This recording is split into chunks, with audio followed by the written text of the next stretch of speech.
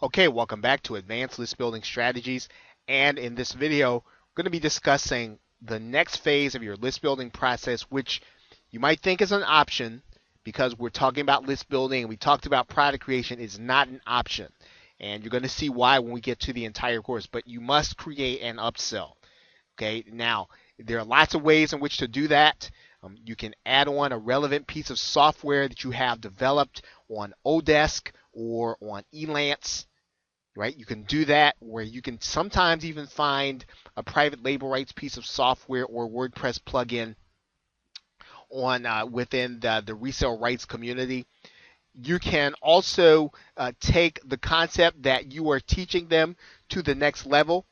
Maybe you can add on in a more advanced method, right? If you want to do that, now there are ways to do that, and you can add on this as an upsell. Doesn't necessarily mean, and the upsell should not be something that they need in order to succeed with your product. Okay, you can add on some case studies and more proof. That's always going to give you a more powerful product. Use PLR if you have to. Just make sure the upsell is relevant, right? You're going to use PLR for the same reason. I mean, if you can create an advanced methodology and you need to add in some explanation, use PLR, but don't use it if it's irrelevant. Now, buyers should see this offer as soon as they make the purchase of the front end product. In other words, and you can set these things up in JVZoo and Warrior Plus. They're easy to set up. All you're going to do is make sure that people are going to see an offer. You want to keep your upsell very simple. You probably want to have, you might want to have a headline. You may not want to.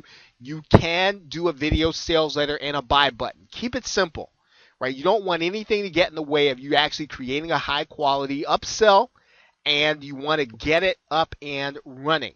So as long as it is relevant, it's based on your research, it's going to help them in some way that the front end product cannot, but they should not need this in order to succeed with what you are selling them in the front end. But this is not an option. It is part of the process, and you're going to leave money on the table if you don't do this.